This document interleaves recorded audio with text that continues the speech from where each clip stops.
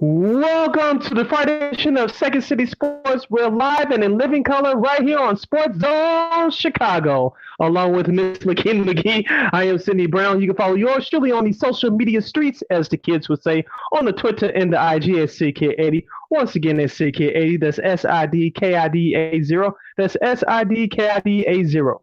You can follow me at Keena McGee on the Twitter and at Keena_McGee on the IG.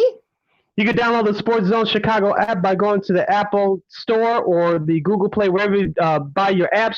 You can do so and make sure you search for Sports Zone Chicago. You can catch our show, Second City Sports, along with the other great shows right here on the network. Speaking of Sports Zone Chicago, you can follow Sports Zone Chicago on all social media platforms, such as Facebook, Twitter, and Instagram. Just search for Sports Zone Chicago. Once again, Sports Zone Chicago on Facebook, Twitter, Instagram, and YouTube. If you want to give a shout and you have a question or a comment for us during our show today, you can do so on our YouTube page and our Facebook page. Just search for Sports Zone Chicago. Once again, it's Sports Zone Chicago on Facebook. It's Sports Zone Chicago right here on YouTube. Just post your comments. Make sure they're clean. Whether you agree with us or not, Lakeena will get them on the air. If you troll us or decide to act stupid, we'll politely give you the boot. If you want to if you want to catch the audio version of this podcast, you can do so by subscribing to WARR on Anchor, which keeps you over to Spotify, iTunes, SoundCloud, Stitcher, Google Play, and the iHeartRadio app. We're available on podcast platforms. Make sure you search for WARR on Anchor, and make sure you follow WARR Media on all social media platforms like Facebook, Twitter, Instagram, and YouTube at WARR Media. Once again, at WARR Media. That's Facebook, Twitter, Instagram, and YouTube. And thank you very much for your support. Like, share, subscribe, and tell your friends. Yes, we projectly fun, and we have very dominant opinions. Lakeena, let's start with some breaking news from the world of basketball, and it involves your Chicago Bulls. Lauri Markkanen has packed his bags, and new management told him, you're going to have to find some new management because love does not live here anymore. Excuse me for my old school reference for you Rolls-Royce fans out there. Lauri Markkanen was part of a signing trade that sent him from the Bulls to the Cleveland Cavaliers. Larry Nance Jr. goes from Cleveland to Portland, and Derrick Jones Jr., along with a conditional first-round pick and a future second-round pick, will be on his way to Chicago. Lakeena, as we said before, a couple of things. Arturas Karnisovas and GM Mark Eversley, I like how they do business. We anticipated hopefully a move from Lauri to get Lauri Markkanen off this roster. I like how the way they do business. We said this all last year, and we'll keep on saying it. Don't you know that bad boys move in silence? I don't want to hear about what you did or what you were supposed to do, what you were trying to do. Did you do the job that you were supposed to do? Right now, the answer is yes. What I like about this move, Lakeena, it gets Lauri Markkanen off your books. We wish him well on his career going forward. But what I like is the first round pick. Now, I know I may be fantasy dreaming here for a minute, but as I said before on our last show on Monday, if we expect the Bulls to make the playoffs, one, to stay out of the number 7 spot so you avoid the play-in tournament. But let's just say at the trade deadline, the Bulls are struggling or they're doing a little bit more than what we as experts expect them to do. The new Bulls management can use that first round pick to go get a difference maker to put them over the top, to be a top 4, top 3 team. Call me crazy, but I like the possibilities here for the team. We finally have a competent management team that knows what the hell they're doing. Now the players just got to go out there and execute and win ball games.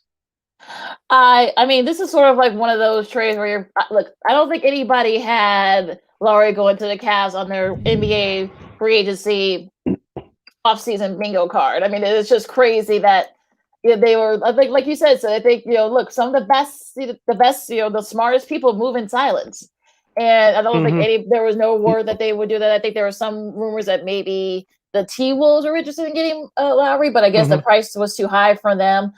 Yeah, we heard the Spurs and the Pelicans over the last few months, and it's interesting too that here's the sort of the breakdown. I mean, they get a lottery protected pick from the Blazers in 2022. They get a second round pick from the Cavs and for 2023. So there's a whole lot of moving parts here. Also, to get Derek Jones Jr. on this expiring contract, and they're actually about a little over $6.5 million below the luxury tax. So for everybody that was worried with all some of the trades, getting DeRozan, getting Ball, among others. The fact that everyone's like, well, they're not gonna get any first round draft picks or any draft picks, or they're gonna be over the cap. I mean, look, this is why, as our buddy, our buddy Big Dave Watson from the Bow, and also too from the Locked On Bulls podcast, as he says, let them cook, let AK Never Sleep cook, and look, they've been cooking it, and look, they were able to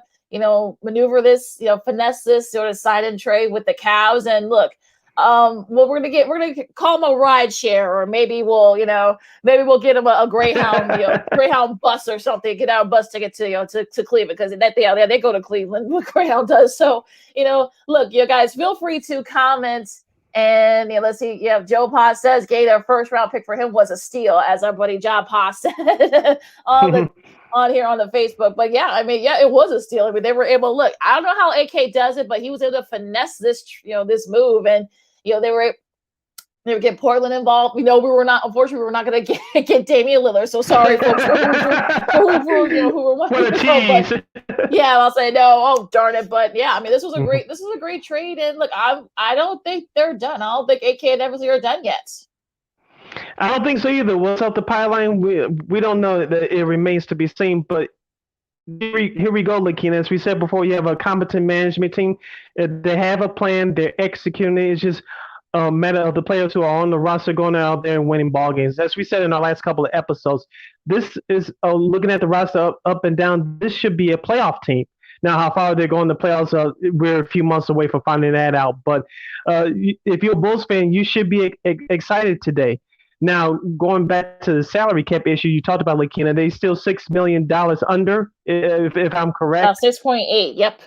That's very key, because, as I mentioned before, if you want to make a move at the trade deadline, or perhaps give a mid-level exception to a player that's cut, sort of like what Brooklyn did with Blake Griffin last year, you have some wiggle room to do it. And plus, Zach LaVine is due up for an extension, so things are looking up for the Bulls right now. So I know people worry about the salary cap because Zach LaVine is asking for an extension.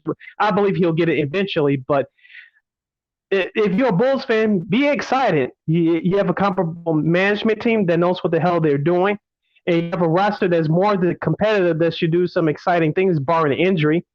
You should be feeling very confident right now. Well, and also too, I think, like you said, they were able to kind of get out of that, and it was sort of like they were able to get out of that contract with Lauri. And look, you know what? I'm sorry it didn't work out for him. I know that I've been, sort of lobbying for him. I kind of defended him when the old regime drafted him out of Arizona, I thought, but unfortunately, it just couldn't fit the systems. Especially when Billy Donovan came in, so you had to bring his own system. So I just I think. This is it's true though, but yeah, the fact that they were able to kind of get a pretty comparable, guard in Derek Jones Jr. You can never have too many guards, I guess, right? So you get somebody there. Right. We know he can dunk. He has a slam dunk championship to his resume. So for anybody that feel like maybe they didn't get anything, they got a pretty comparable point guard. So I think if you're a Bulls fan, you should be celebrating right now. You're listening to Second City Sports, the Friday edition, right here on Sports Zone Chicago, along with Lakeena McGee. I am Sidney Brown. If you want to comment on our topic right now, do you like the deal that the Bulls made to get rid of Lauri Marketing? You can do so by posting your comments on our Facebook page at Sports Zone Chicago, or on our YouTube page. Just search for Sports Zone Chicago. We'll get your comments on the air. And Lakeena will post them up there for you, whether you agree with us or not. Lakeena, you bring up the all management and guard packs. I don't want to beat them over the head with a straw. I think everybody in their mama, as the kids would say, have done that over the last few years in the media, both nationally and locally. But the last regime in guard and Pax drafted Marketing, we thought he was going to be a multiple time All-Star. Yes, we could blame ex-head coach Jim Borland for a lot of this stuff, but it was more about the upper man as well. And just things just didn't work out for Lauri. Maybe he's in Cleveland now. Hopefully he'll have a good career, but what was the main issues that we were complaining about by guard packs? They fell in love too much with their players, especially John Paxson when you had Ben Gordon and some of those guys, Joe Kim and Rose during that era, and they refused to trade a couple of those pieces to bring in a bigger piece to get them over the time. It just didn't happen. With AK and Mark Eversley, they're not close to a championship yet with this team, but they're making moves for this team to be a playoff team and hopefully beyond. The ultimate goal is a championship, obviously, but you have to start from the bottom to the top. This management team is doing it with a plan. With Gar Pax, they were just all over the place. Yeah, we're not experiencing that now, and that's a great thing. Yeah, and I think if you're AK and Eversley, I think you're not done yet. And I think, look, there were people didn't have no inclination that the Cavs were going to get Lauri. I mean, there was, like you said, you said earlier, the Pelicans and a couple other teams, as the Spurs who were putting out feelers for him, but I guess the price was just too much. But the fact that they were able to kind of facilitate this trade is just like there's another reason why, like you said, Sid. I think even the very smart, the very shifty, sly folks, they move in silence. So this is this is a great day. And I think we're not saying that the Bulls are better than the Nets. We're not saying that they're better than the Bucks, the reigning champs. We're not saying that maybe Miami. Like I said, our girl Lana Tucker might have something to say about it. Would say no, but because they've had they made some moves too. But yeah, I think they're right. I think they can be right there for as long as they finish between a 4 and a 6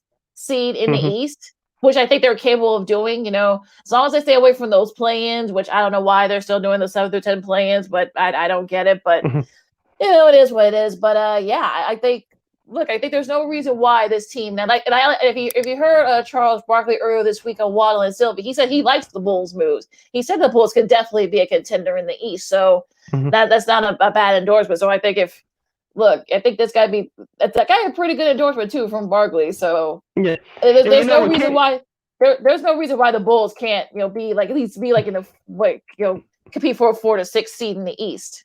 And what Kendra Perkins said when they got DeMar DeRozan from ESPN, that the Bulls could be the 4th or 5th best team in the East. And before we move on to other subjects, Lakeena, I think we did this on our last episode on Monday. For those of you who missed it, please go to type in Second City Sports on YouTube and rewatch the episode, or just search for us on Sports Zone Chicago. But I'll ask you this question again. With this trade today, getting rid of Lauri marketing, just be honest. We have honest debates on the show, folks. We just don't scream and yell entertainment purposes only. That's not what we do. We actually have thoughts behind our opinions. Do you think they're better than Brooklyn? No, they're not better than Brooklyn. The Bulls. Okay. Nope. They're not better than Milwaukee. I agree with you on that, so I'm not going by Milwaukee. I don't think they're better than Philadelphia. Do you think they're better than Boston as of right now? Yes. Indiana. Even though they have a new coach in Rick Carlisle. Do you think they're better than Indiana? Yes. Better than Charlotte? Yes. Better than Atlanta, who had a miracle run a year ago? Yes. Okay. So that puts you in right in the 5th, 6th spot. As we said before, just stay out of 7th spot and you'll be okay. Yeah. Well, yeah, yeah. I mean, they're exactly. So like I said, they're not. I would even say that they might be right there on par with Philly. I think they're on par. Are they better than them? I'm not going to say that yet, but I think they're right there. I think they're kind of like a push. What about the Knicks? I think they're better than the Knicks. I think they're slightly better than the Knicks. I know the Knicks overtook Boston for their 4th spot in the East last year. I think they're slightly better than the Knicks. The reason why I'll give the Knicks the edge because, one, they brought Derrick Rose, but I know they're banging on him to have another good year coming off the bench. AAF head coach Tom Thibodeau, even though I do like our coach Billy Donovan. But I give the Knicks a slight edge. Hopefully Julius Randle will learn from his playoff debut because he struggled, and so we'll see what he does for next year. But I think they're slightly better than the Knicks. Another team that did we miss it? You touched on it earlier, the Miami Heat. I think they're kind of even. You might give Miami a slight edge. I think they're on par with Miami because I believe it's going to be between Miami, the Knicks, and I don't know if Indiana's going to be that high, but let's just say Miami and the Knicks between number 4 and number 5. We'll throw Boston in there too. It'll be between New York, Boston, and Miami for 4 through 6. Yeah, I think they're right there. I think they'll be right there, the 4 through 6. Yeah, we'll be right Yeah. there. And of course, this could change too, because you never know, with injuries and Hmm. trades and stuff like that, or maybe some teams just don't do as better or worse than you thought. There might be another surprise team. Although, I don't think it really shouldn't be the case, because of the fact that you're getting a full off season. You're going to be playing a full 82 games, so I don't think there shouldn't Hmm. be any issues there. But yeah, I think, look, there's no reason why the Bulls can't be. Why can't they be the number four or number 6 seed, or that 4 or 5 or 6 seed in the East? Exactly. Like we said before, it's just stay healthy and win the games you're supposed to win. Be more than competitive. Start winning these games, especially down the stretch, and you should be fine. So if you're a Bulls fan, be happy today. And you have a comparable management team that knows what the heck they're doing. It's all about the players going out there and doing their job and start winning these ball games consistently. Yeah, absolutely. So, um, we'll talk about it, a little bit later on from the NBA, but let's go to the diamond for a second. Sid, we got a few minutes left in our first segment. Yeah, we'll Um, have to carry this over to our next segment too, but let's get it started.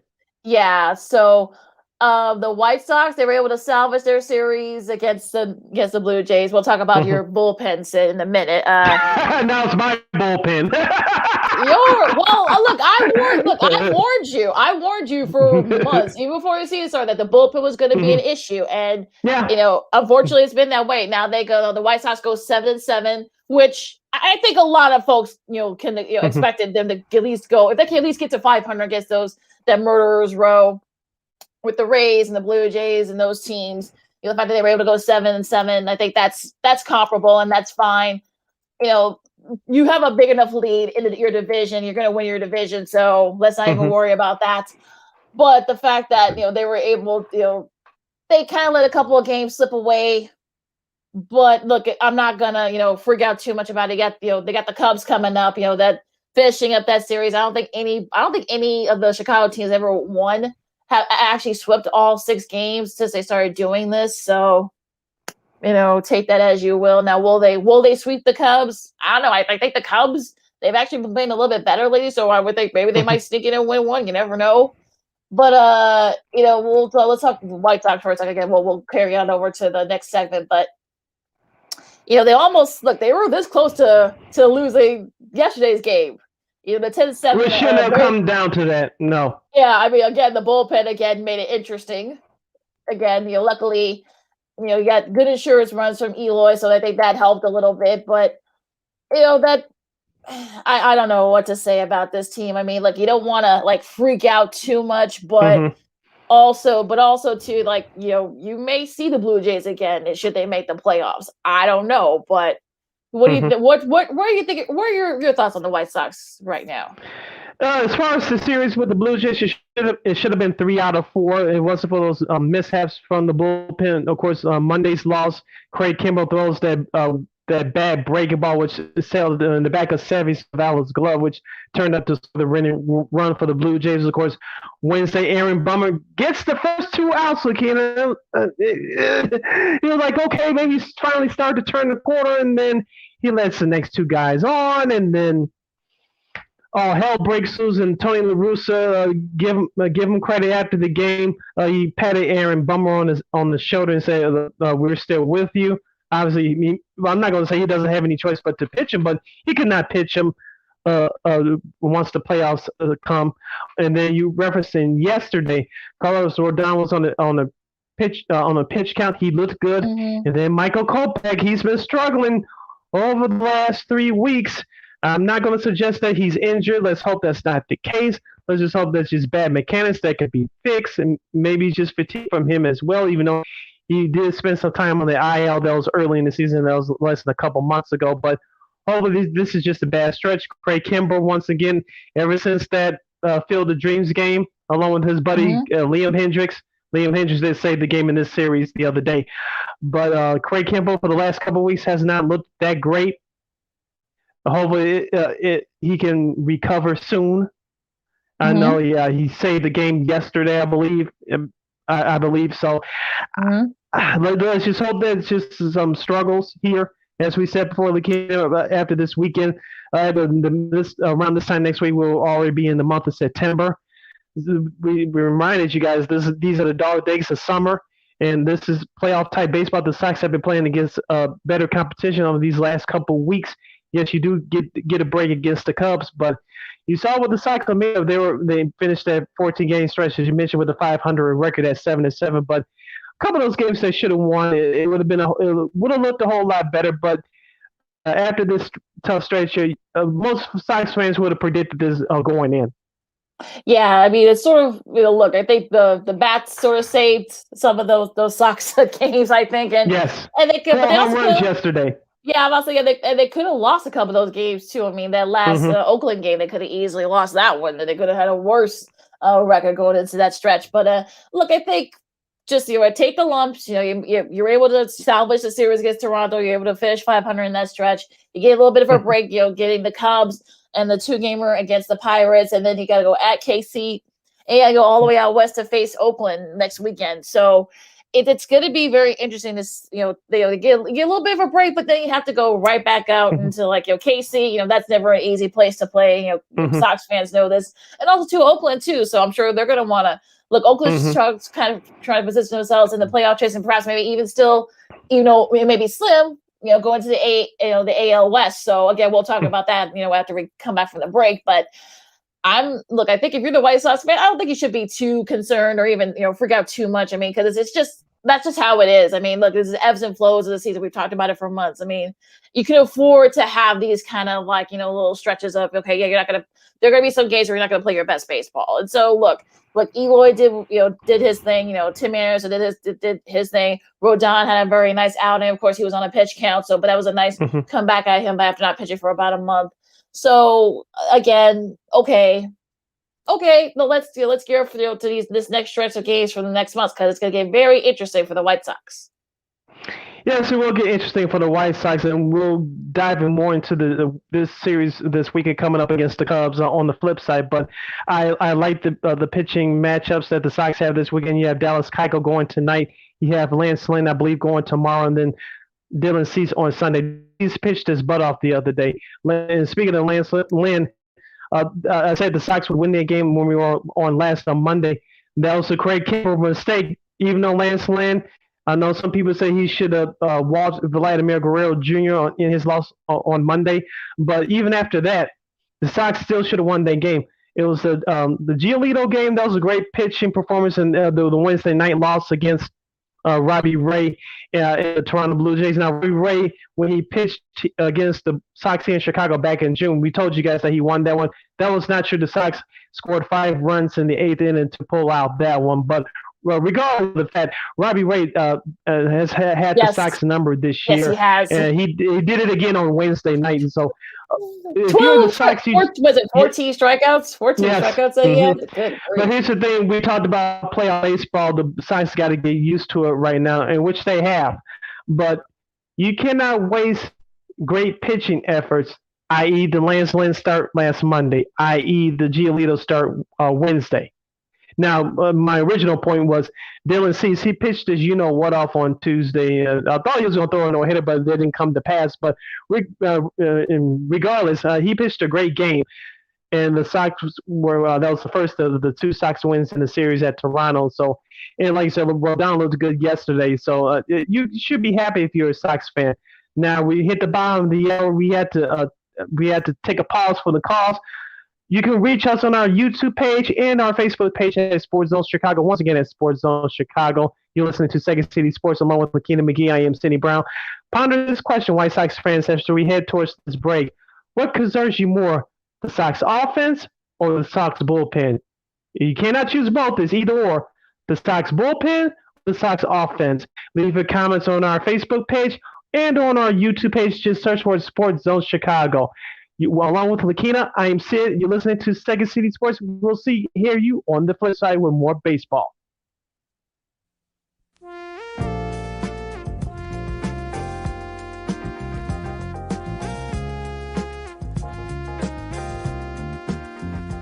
I just heard my favorite band is in town. I'd love to get good seats, but everywhere I've looked, the ticket sites have crazy service fees. Haven't you heard of TickSplits? Who? TickSplits. They don't gouge you with crazy fees. The price they advertise is the price you pay, plus a small delivery fee. Never pay service fees again. Go to TIXBLITZ.com today. TickSplits.com. Guaranteed seats, low prices. That's TickSplits.com. Every ticket, every venue, everywhere.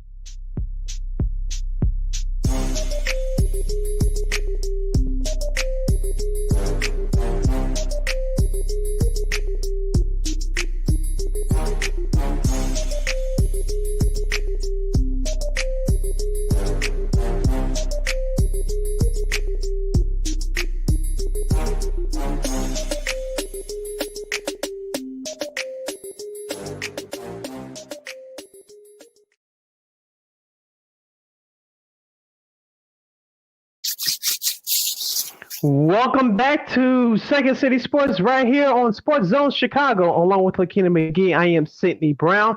You can reach us on our Facebook and YouTube pages at Sports Zone Chicago. Once again, at Sports Zone Chicago, we continue our baseball talk. If you're a White Sox fan, which concerns you more, the White Sox offense or the White Sox bullpen? Once again, what concerns you the most, bullpen or the offense? You got to pick either or. You cannot choose both. Just leave your comments on our Facebook and or YouTube pages. So Lakeena will get them up and on the air for you. Lakeena, going into this series before we go into against the Cubs, I saw a statistic watching the game yesterday via NBC Sports Chicago before Thursday's game. The White Sox had, I believe, 20 hits through the 3 games against Toronto. 17 of them were singles. I saw them start to do this a little bit on Wednesday, but they weren't consistent enough for me as far as stealing bases and hitting and run. Now, that's what it's going to take for the Sox to win during the playoffs. Yes, they have power, but you know as well as I do, Lakeena, not all playoff games are going to have that 8-3, 9-2, 10-2 score. You're going to face the team's best pitchers, and everything's going to be called tightly. So you're not going to get all the breaks because you're not facing other teams' third, fourth, fifth, sixth starters, and you're not going to face the bad team's bad bullpen. So the Sox got to learn how to play some hit and run ball, be creative, because you cannot if you just depend on power, you're going to be in trouble. Yeah, and I think that's definitely, I've been saying this for months now. It feels like I've been saying it to kind of like to a brick wall, and I think Sox fans are already freaking out about the bullpen. Bummer, unfortunately, has lost a couple of games for the Sox, and like I think at this point you kind of deal with it, and also too, I think like you said a couple of minutes ago, Lewis is going to stick with him, so hopefully he can get out of this this funk that he's in. Look, Kimbrel got his very first save since being traded to the Sox. So I think that helps. That can help his confidence a little bit. So, I mean, look, I think it's just one of those things where you kind of you just hope that both these things can mesh, and that you're hoping that maybe perhaps that's, that the Sox can kind of get together before the playoffs start, because Lord knows who they're going to have to play in the playoffs. You're gonna face a hot Yankees team. We'll get to them in a second. You may face an Oakland team that gave you problems last year in the playoffs. So I don't know. We'll see. I mean, it's getting a little bit tight in some of these divisions. But again, we'll get to them in a second. But I think the White Sox. Look, I think as long as Eloy doesn't, smash himself in front of a wall in the outfield, as long as Lance, I know, or if Lance Lynn doesn't, put anything in his pants or his, his fingers or whatever weird substance they're talking about, and as long as none of that weird stuff happens, as long as knock on wood, they don't have any more injuries, they've been able to, they've been able to kind of, get over the hump so far. They're still right there leading the division by a big margin, by 10 games, I should say, as of this recording. So we'll see. It's going to be very interesting, though. But yeah, I think you're getting into the last few weeks of the season, 4 or 5 weeks. So let's see how this team can finish strong. Their schedule gets a little bit, not too tough, I don't want to say, because I'm not gonna. They have Oakland a few times, but other than that, they got Cleveland multiple times. They've got, of course, you got the Cubs, so we'll see how they do against the Cubs. And then they have Cincy. Cincy's still fine for a playoff spot. You got Los Angeles. It feels like they still got a outside shot again to one of the wild card spots. You still also got to face Ohtani too. So good luck to whoever has to pitch against him, later on in September. But yeah, it's gonna look. I think the division's fine. But I think the key, if you're the White Sox, the key is that you try to kind of not limp into the playoffs, sort of kind of be in that sort of beast mode, if you will, going into the playoffs. We talked about the White Sox bullpen earlier. I think we did this on our last episode, but we'll do it here again today. Here we get some props to Jose Ruiz, but most importantly, Ryan Tepera. The only two consistent guys have been great out of the bullpen the last couple of weeks, especially Tepera after being acquired from the Chicago Cubs. Those two only been the bright spots for the White Sox bullpen so far, especially Tepera. Let's give him props. But going back to the offense with our question for this segment, is it the offense? Are you concerned more about the offense or the bullpen? As I said, the offense, because come October, as we said before, you cannot depend on power. You have to be creative, steal some bases, play some hit and run, be creative. And just like that, I know I'm going to jump the gun here early, and I know our two sports stations here in town are going to start doing this, whether they admit it out loud or not, but we're going to compare this team to the 05 team. Yes, you could yell at me and say that the 05 team hit over 200 home runs during the regular season. Yes, that's true, but when they needed to steal bases and when they needed to play hit and run, especially during the playoffs that year, they did it. That's the formula that this Sox team this year are going to have to use to win the World Series. So I'm more concerned about that offense. Yeah, but I think the bullpen. I think because you're gonna need a good bullpen to try to manifest it. It's really what wins you playoff games. Yes, the hitting can kind of help a little bit, but it's really going to be the bullpen and pitching. So look, they've got a great starting pitching, but that bullpen that still worries me, and you never know what's going to happen. And I'm a little worried, but. Again, we'll see. So let's talk about this Cubs series. I mean, this will be if the White Sox sweep the Cubs. Well, I'm not saying it's going to happen. It'll be the first time since they started doing this sort of 6-game mini series, if you will. You got Keiko versus this is not Keenan Thompson, it's Keegan Thompson. That's the name of it. My brain. I know. Like everybody's like, wait a minute, Keenan Thompson was pitching for the Cubs. So good for no. He's a he's a young 26-year-old. He's been in AAA for the last couple of years. That should Keiko. You hope that he can kind of get out of this funk, if you will. Maybe the Cubs will be. But then again, the Cubs have. Show a little bit of fight. Got Lance against Alec Mills, also Dylan Cease against Kyle Hendricks. Probably the premier matchup, if you will, if you want to get technical here. So I could see the Cubs sneaking in and win one of these games. I know some people are already saying, Sasha's already saying sweep, but I think the Cubs want to show a little bit of a fight. Look, they're gonna have to face Patrick Wisdom. They win 2 out of 3 against the Rockies. Of course, one game. They split the doubleheader yesterday. But I think this series could get a little interesting, but I think it's also more of a pride too for the Cubs.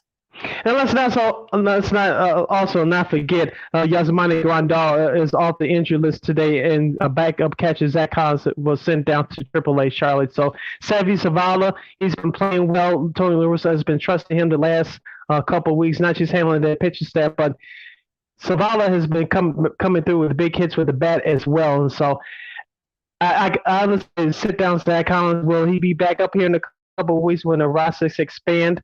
In the month of September, we shall see. But this Yasmani Grandal, I know people want to talk about him saying he doesn't hit for power, he doesn't hit at all, but this guy draws walks, which means that it sets up better for your other hitters like Jose Abreu, Luis Robert, who hit a monster home run yesterday, Cesar Hernandez, who has some pop in his bat. Remember, he was hitting home runs with Cleveland before we traded for him back on July 30th. So, and he has some pop in his bat. So, Yasmani Grandal, I know that the stats don't look nice on paper, but his impact in drawing walks and handling that pitching staff is much more vital to the team than people give it credit for. Yeah, I think so too. I think Grandal will definitely be a big, sort of a big, this is sort of huge for the White Sox, because he's hit for power. He's their backup, and not that the guys that have been doing it, have been doing the things the last few months since he's been out have not, done a great job, kind of, holding down the floor while he's recovering. But I think you're a White Sox fan. You're happy that Grandal's back. Mm-hmm. You're happy that he's back, and hopefully, like I said, that back can improve slightly, but you don't want him to lose his approach to the plate. He does have some pop in his bat, but like I said before, as long as he continues to draw walks, it helps the White Sox offense. So hopefully the White Sox offense can start getting creative, especially when the power surge is low. And Grandal's impact will be felt immediately. So you just pay attention for that this weekend against the Cubs in this series. Yeah. And also, too, we haven't looked. I know some, White Sox fans, of course, he's been very good. Seve Zavala. I mean, he's been, I don't want to say lights up, but he's been, got some really, good, timely hitting. We're still going to see him. I think people are already like, oh, well, it's bye-bye to him. But no, the roster going to be expanded next week. So I'm sure we have not seen the last of Mr. Zavala. Now, as of right now, would you keep 3 catchers on the playoff roster?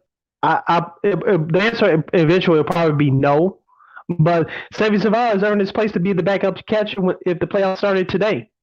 Yeah, he's definitely. Yeah, I think he's making a case that look, I want to be. I'm up here and I want to stay up here and I want to be a part of this ride. So, yeah, I'm thinking. Yeah, I think we might be. Like I said, I think we haven't seen the last of him. We're gonna be seeing a lot of him over this month. I guarantee it. Yeah, let's hope so. Now, with the series against the Cubs, you broke down the pitching matchups. Lakeena, since these two teams started interleague play back in 1997, what we expect to happen doesn't happen. What doesn't happen ends up happening. Obviously, as a White Sox fan, I expect them to sweep, but it would not surprise me if the Sox took 2 out of 3. It wouldn't surprise me. I'll be out there, not tonight, I'll be out there tomorrow and Sunday, so it should be a good time. Folks on both sides, both Cubs and Sox fans, even though it's in Sox Park, behave yourselves, ladies and gentlemen. Kids, grown folks especially, behave yourselves, please. Now, back to our regular scheduled programming. But coming into the series, Lakeena, as you mentioned, the Cubs took 2 out of 3 from Colorado. Patrick Winston, he's the only source of power right now. As we talked about him in our last episode on Monday, it looks like he's going to challenge for that home run record by a Cubs rookie. He may even end up hitting 30 home runs between now and the end of the season. I was out there on Wednesday during the first game of the doubleheader against Colorado. That ball was still going to the half-field bleachers. And so you also had to like David Bodie as well. He hit a home run on Wednesday. So the Cubs, they've been playing decent as of late. We know that this series against the White Sox is always tight. And so I wouldn't be surprised if the Cubs pulled one out as an analyst on this side of the mic. But obviously, as a fan, the Sox should sweep. But if you take 2 out of 3, if you're the White Sox, it's not the end of the world, but you're the better team. You're going to win your division, but it's all about getting prepped for playing a playoff-type baseball. We've been saying this over the last month, especially during this month of August, and there's no way that it should be any different this weekend against the Cubs. The Cubs, they're not expected to do anything if you're the Sox, you can't just walk in there and expect to show up and think that you're just going to win automatically. No, the Cubs have major league players over there. Obviously, they're not better than you on paper, but you still got to show up with the right approach, come ready to play, come ready to win. Yeah, so it's going to be very interesting. It's going to be very interesting this series. I think. Look, you always like we've been saying, we always throw the records out the window with these two play. I mean, I know. Yes, I know. Right now, the Cubs, a lot of those guys are not. Most of them are not. These are mostly like AAA guys, but I'm sure for pride purposes, they're going to want to. They're going to want to perhaps maybe make a nice little goal. But I mean, I think the winning two out. I don't think they'll get swept. I mean, winning 2 out of 3 it probably is a big. It's not a big deterrent, but I think they'll be okay. I think they'll be just fine. I think you're definitely going to win 2 out of 3. So, you're listening to I Can See Sports on Sports Zone Chicago, along with Sidney Brown. I am Lakeena McGee. Sid, what caught your eye this week in MLB? I'm glad you asked me that. The San Diego Padres, I think we said this a couple weeks ago, Lakeena, you get kiss the division title chances bye.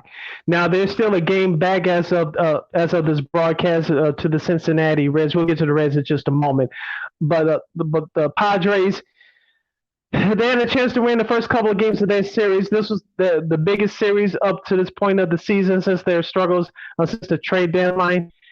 They did not look good. They got swept by the Dodgers. The Dodgers are still missing Mookie. They had great pitching, and they had timely hitting. That's how you win, especially come playoff time. The Dodgers came ready to play.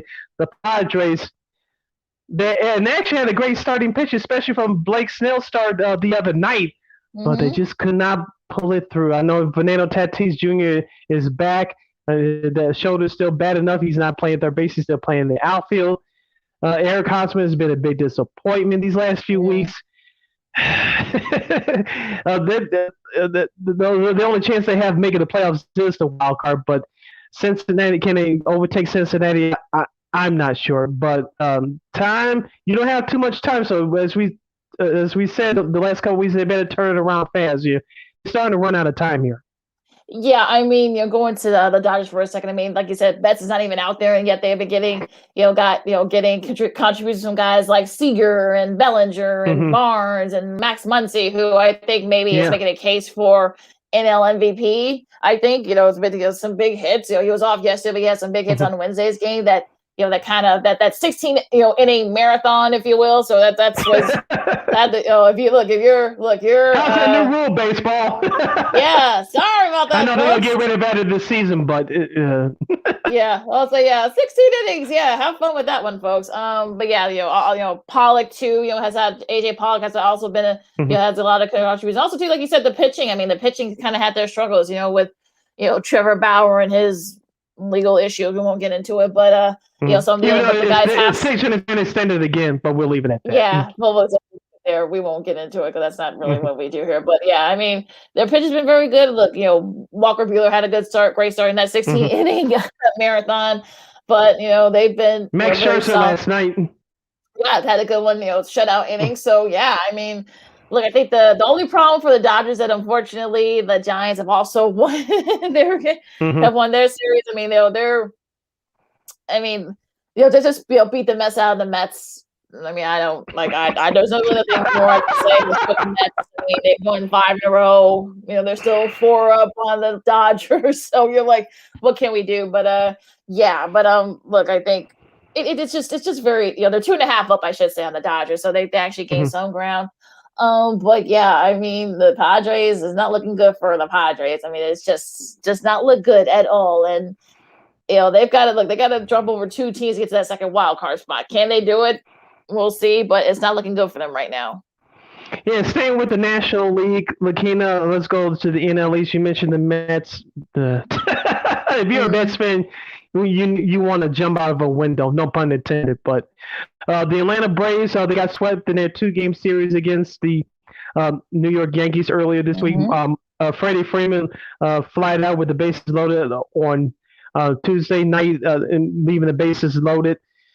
They may be the best out of that bunch. I don't even hate the Braves. I don't want to come across as I hate that team. I do. I actually like that team, but who wants to? Philadelphia, they lost again last night to Arizona. Yep. Arizona's had that number this year.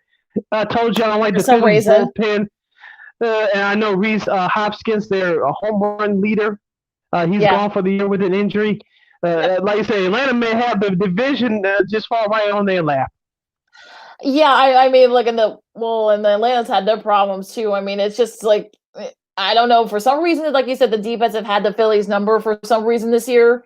I think they've won like 5 out of 6, which is absurd. But it seems like nobody wants to win the division. I mean, Atlanta. I mean, they're 5.5 up. I mean, they play the Giants this week, so again, we may, like I said before, I mean, they've been able to the only reason they've been able to get as up as far as they have is because they played the Orioles and the Marlins and the Nationals. They swept all 3 of those teams. That's the only reason why they're even up there. So again, they're playing like kind of like the tough part of their schedule. If you're the Phillies, you better get it together because the division's right there. And this is sort of the hard part of this, the Braves schedule. And the Phillies, I mean, you're kind of going into like the cake, the cupcake part of your schedule, but yet you don't want to win a division. So I don't know what to tell you. Speaking of another division in the National League, let's go to the Central. The Milwaukee Brewers, they took care of the Cincinnati Reds, our neighbors up to the north of us earlier this week, Lakeena. I thought Cincinnati may sneak a game out of there. I know you have the results in front of you. I don't, but I checked out a couple of games in that series earlier this week. Cincinnati, they were competitive, but they just couldn't get over the top. Milwaukee, they're the National League version of the White Sox. We didn't think the NL Central was going to be this bad, especially after what happened to the Cubs. But they're the White Sox of the National League Central. This is only matters how when they're going to win that division. Yeah, the Sissy was able to salvage that series, one game in that series, the rubber match yesterday. But I mean, look, I think the Brewers, I apologize to all the Brewers fans that are going to be watching and listening to this because I thought that they weren't going to be able to, hang on, but they have. So, good on them. And yeah, I mean, Cincy, they're going to try to make things interesting in that National League wild card spot. And we talked about, go ahead. No, you finish up. Okay. Of course, the NL West, the Padres, you can say goodbye to them as their division chances. They still, as we said before, they have a chance against Cincinnati, but it's going to be tough with inconsistent starting pitching. Your offense is ran out. It's going to be tough, but we still have a long way to go, but not too long because we're about to get into the month of September next week. Yeah, it's gonna be crazy there, no doubt. I think they all play each other still, with a few weeks left in the season. So yeah, that division is still right there, and the Dodgers are gonna claw their way. They're gonna get that division. They're gonna show.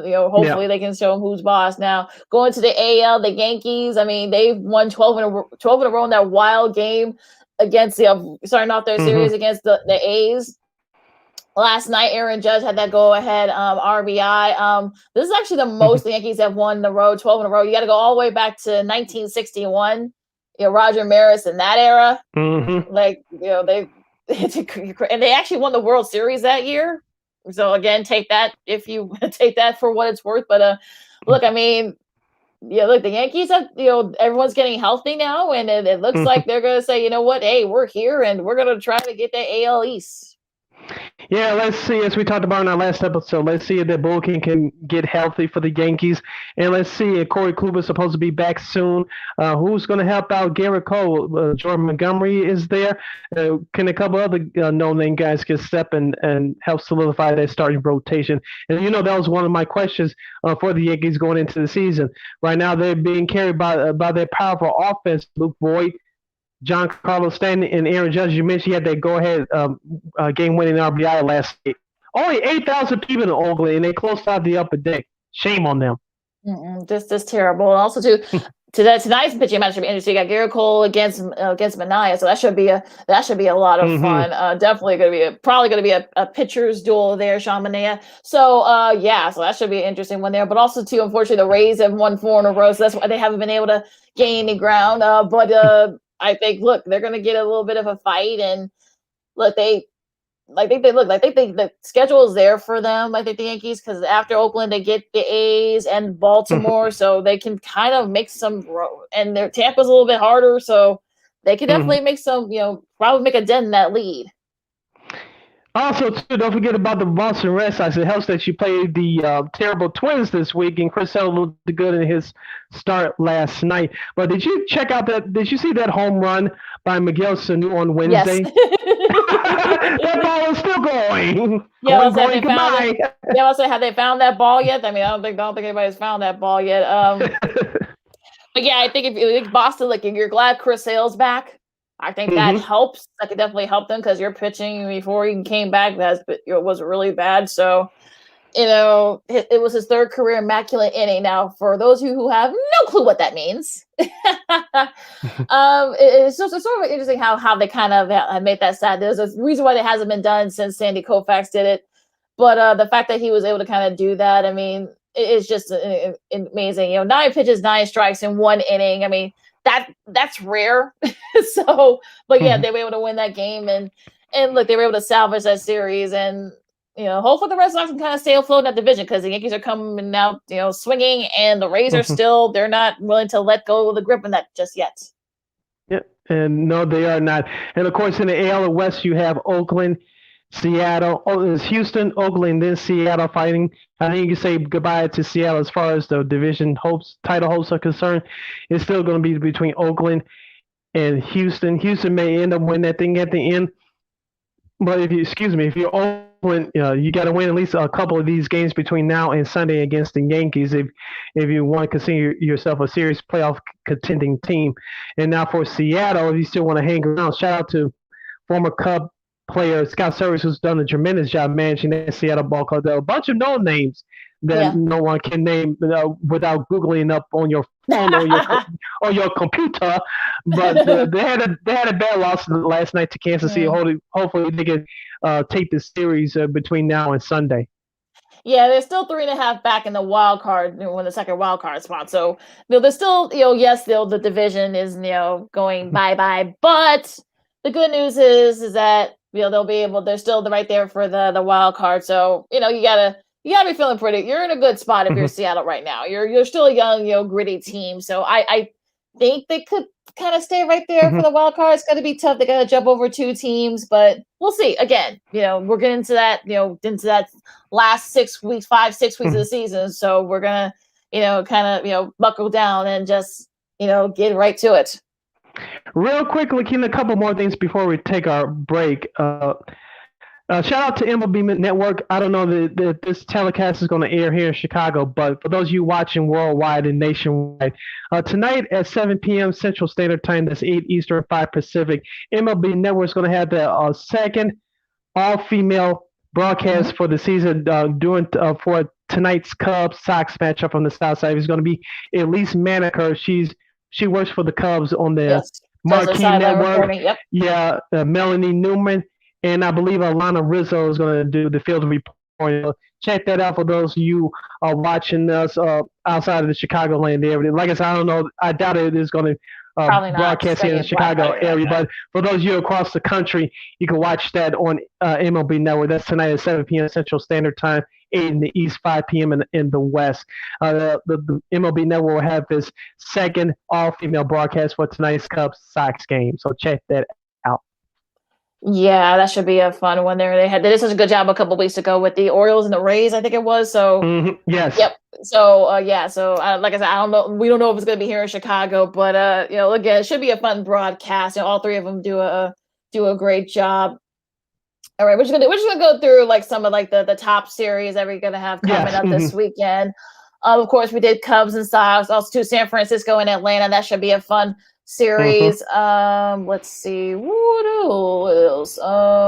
San Diego and the Angels. Hopefully they can stay afloat. Of course, the Yankees and the Ace, continue their series, and that's pretty much about it. I mean, I think this is more for like, if you want to kind of get right, sort of like try to kind of patent your lead, or if you're trying to like play catch up. So there's just a couple of the series you got coming up. Yep, and there's to look for baseball for this upcoming weekend series. So, Lakeena, hour number 1 is in the books. Hour number 2 is straight ahead. You're listening to Second City Sports on Sports Zone Chicago, along with Lakeena McGee. I am Sidney Brown. We didn't forget about you football fans. We're going to talk about the Chicago Bears in our next segment with our guy from WARR Media, Mr. Cal Means. Yay! We'll review last week's lost to the Buffalo Bills. And what can we expect from the Bears tomorrow as they conclude their preseason schedule in Nashville against the Tennessee Titans? We'll be back after this. You're listening to Sports Zone Chicago.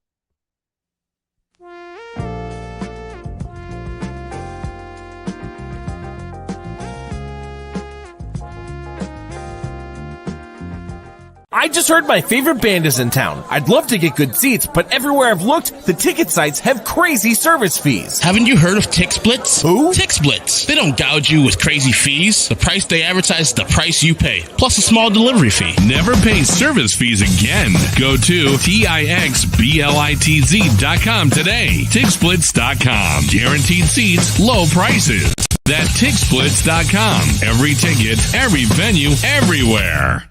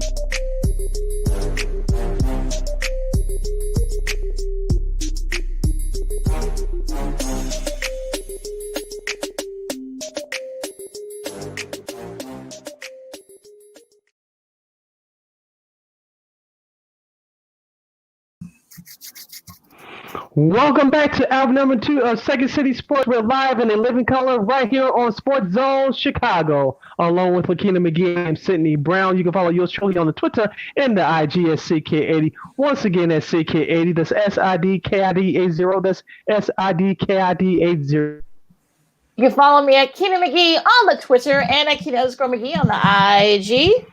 You can listen to our show via Sports Zone Chicago Facebook and YouTube pages. Once again, go to Sports Zone Chicago via Facebook and Sports Zone Chicago via the via the YouTube pages. You can want to get your voice heard on the air. Just post your comments on our comments page. Lakeena will get them up for you. You can follow Sports Zone Chicago on our social media pages. That's all of them: Facebook, Twitter, Instagram, Facebook, and YouTube. Just search for Sports Zone Chicago. Once again, Sports Zone Chicago on Facebook, Twitter, Instagram, and YouTube.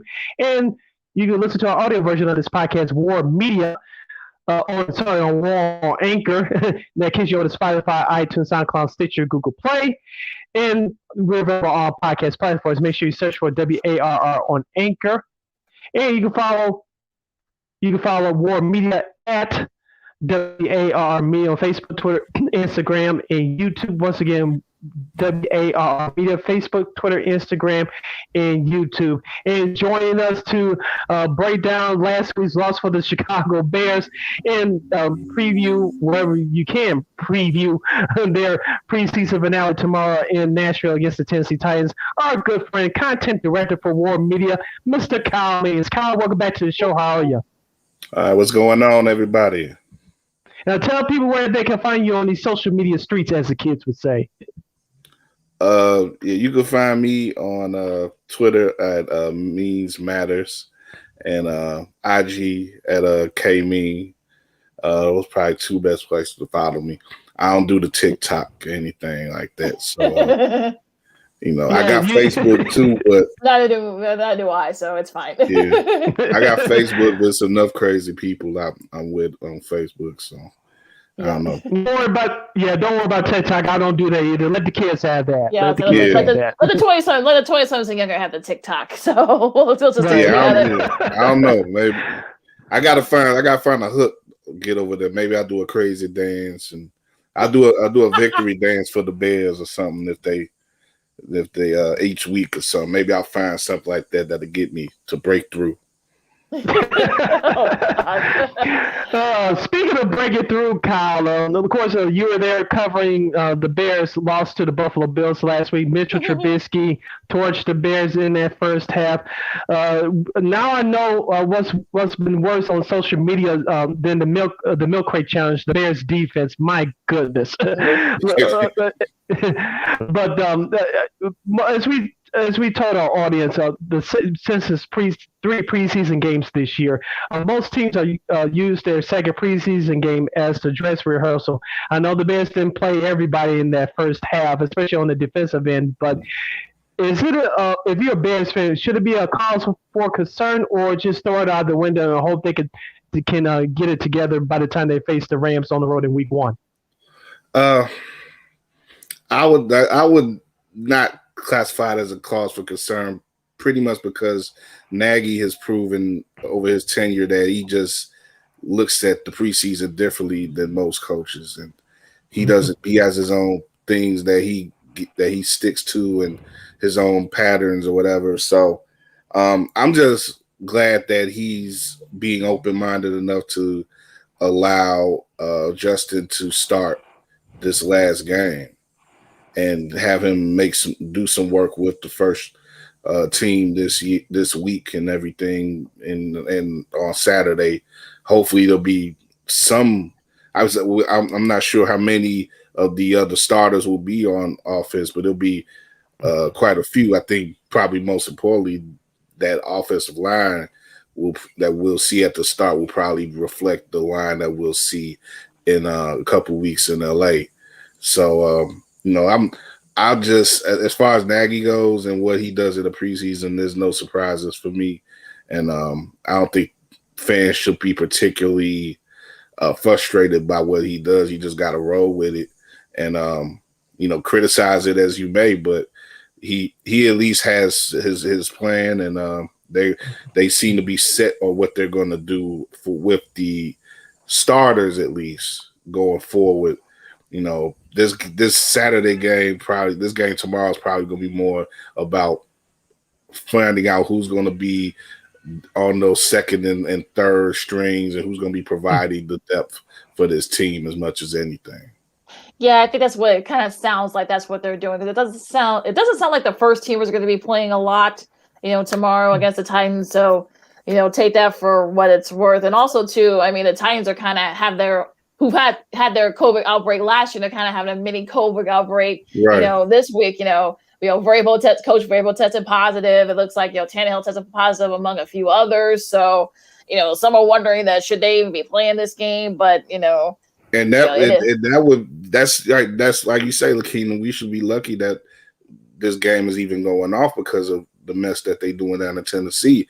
And if that would have been the case, I think that'd have been a big hit on the Bears if they didn't get to play a game this week.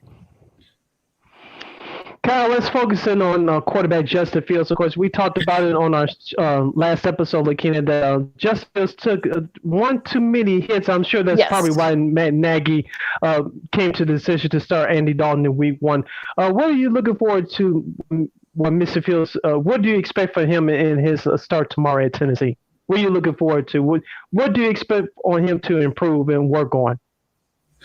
I'm looking forward to the ability to see him play not from behind, to play, from a starting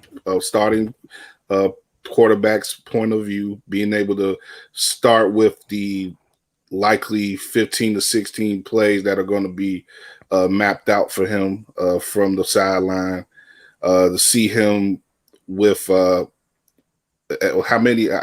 however many snaps he's able to take with Montgomery and Williams, and those the guys that he's going to see that he would likely be in the backfield with from the start of the game. See how that offensive line performs from the jump. Will Peters make the impact? He's been getting some good. I've been able to get up to Hylas Hall to see him, but the guys who have been able to get up there have been giving them some good looks. I mean, good returns and stuff. So again, receivers. I want to see him throw to more encouraging guys than Adams, and Jesse James. He seems to have found something with those guys and those in those drives, but I want to see him, show something with one of the top guys, Mooney or Robinson or something, let's see these guys work together. So yeah, the defense is also interesting to me because, like I said, I don't like what they're doing, and it's just sort of like, is it sort of age, or is it just because maybe lack of production? We'll see. I just don't know what to think of this defense at this point. I'm with you. It's they got some holes, and I still have a worry about the defensive backfield. It's I see something like I think it was just yesterday with the Patriots picking up the Sean Wade on the trade. That's the type of thing I'm still like, man, I wish the Bears would do something like that. It's not something that looks like this is going to happen, but they're going to go with what they got. And Kendall Vilder being a starting quarterback is, I don't know about that, but let's see how it goes. But I think the safeties are pretty strong. They're veteran guys. The middle of the defense is pretty set, and that'll be interesting to see too. One of the things Will Smith and be out there. What type of looks is he gonna give? I'm just looking to see defensively, definitely some more of definitely an improvement on what we saw against Buffalo. Because Buffalo's completely shredded the Bears and Mitchell, and he seemed to gain some confidence, unsurprisingly, since he left here, and he's not seen as the GOAT as the anti-GOAT anymore here in Chicago. So, I definitely, Lakeena, I agree with you. I want to see the defense get it, because again, we're seeing a team this week in Tennessee that could be a contender. So I think a big part of what last week was an eye opener to me was that Miami is good. They're an okay team. They're a playoff contending team, but they just didn't. They're pretty much on a similar level to the Bears. Buffalo is a Super Bowl contending team, and they came out the way that they're doing their business right now. It shows the difference between where the Bears want to be and where some people may think they are. Sort of delusion in a delusionary set. But it showed where they really are. They're a step behind those true contenders in the AFC or NFC. I think Buffalo really impressed me with the way that they handled their business last Saturday. WARR Media Director of Content, Mr. Kyle Means, is with us here on Second City Sports. Sid and Lakeena with you. You have a question for Kyle regarding the Bears or the NFL. You can do so by putting your comments on our Facebook page or our YouTube page. Just search for Sports Zone Chicago, or Facebook Sports Zone Chicago on YouTube, or get your question or comment on the air. Lakeena will put those comments or questions up on the air.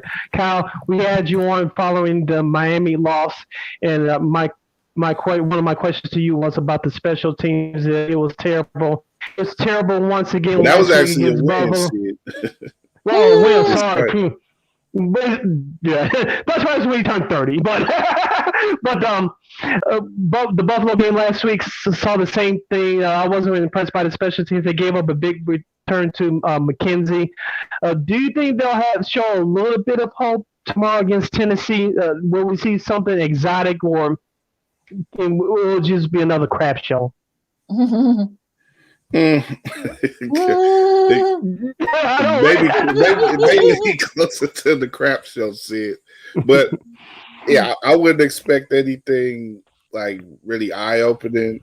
I was interested in I think the Daz Newsome move to have him returning punts. It could be a good use for him early on, in his career. So I would, if they stay with that, I would like to see that going forward. Utilize his speed and playmaking ability potentially. But I guess the more so than the return, even then the returns aren't that great. The covering is going to be the issue. They can't allow. They're going to lose so much in the field position game. And this is a team too that you look at the numbers in the first two games. They've had a very bad, they've been on the wrong side of possession and, like I say, time possession and field position and throughout both of these games. And, I would like to see that general be something that they improve upon against Tennessee. And, but I think a lot of that's going to come from the coverage in the coverage game and who somebody's got to step up and do something in their special teams because they really have lost a lot with McManus being gone and Cordell Patterson. They're gonna have to do it, I guess, with some youth, because those two guys are two veteran guys who know the ins and outs of playing both sides of special teams. Bears need somebody else to step up in that way, and that's a good way. If you're a person who is seemingly in that 40 to 55 man range, that's got to be the way you get on the team. That's if you want to be on that final 53, go out there and put a helmet on another helmet with these kickoffs and these punt returns, and hopefully, like I say, some of the young guys will step up and do that. Now let's go outside the Bears for a second because I'm getting depressed here. Of all like some of the rookie quarterbacks that we've seen Trevor Lawrence and Trey Lance. Who's impressed you so far? And we know Lawrence is got the starting job with the Jaguars. That was sort of a foregone conclusion when they drafted him. What about San Fran? Do you think that Kyle Shanahan has been very quiet? And I'm sure. Look, his dad. His dad's a potential Hall of Fame coach, so I think he kind of learned from experience. So, but do you think that we'll see Lance early this season for the 49ers? I think there's a possibility. I think like his dad, Kyle Shanahan, and like we Kyles tend to have a little bit of an inflated sense of ourselves. I think, Shanahan thinks that he has control. He has control of things. And, he's given, I've been able to watch a couple of their the first couple of games on NFL Network, the Niners, and Lance is a pretty impressive. He's a pretty impressive guy, great arm. A lot of the same things that we are enamored with Justin Fields here. He can provide. Rolling out the pocket, doing plays on the move. Finding guys. In extending plays and finding guys who you don't. Readily see when the play starts and everything. He's a really impressive guy. I think a lot of it's going to depend on Jimmy G though. I think Jimmy G's going to start week 1, but is he going to be up to is he up to keeping his job? Is he going to have the fight in him to keep his job? And I don't know. I think. It's interesting with both of these situations in Chicago and San Francisco. You got a sense of the inevitable happening here, but you still have two professional quarterbacks who are in the way, and a lot of what's going to happen in this first half of the season, I think, is going to depend on just how much fight these two quarterbacks have left in them, being Dalton and Jimmy G. And I would see probably more fight in Jimmy G than Dalton. So and San Francisco probably has a little bit more around them to where they could fight and be in contention more so than I think even the Bears can. So I think Lance would probably if he takes the job at all this year, will be more towards the second half of the season. I got Fields. I've been saying sort of off the cuff that week 6 would be around the time for Fields, and I actually looked at the schedule today to confirm that at week 6 is the Packers game. So there's a different type of, as we all know, there's a different type of pressure and reestablishing, reevaluating that can be done in and around Packers week. So I'm holding on to that week 6 prediction, with Justin Fields. If anybody wants to go in on a lottery with me there, I'd say the first Sunday in October, and then when they play the Lions, I believe that's October 3rd or the 4th. I want to say October 3rd, the Lions game. I'd say that game, but I'm just throwing that out there. Yeah, that's not bad pick either, Sid.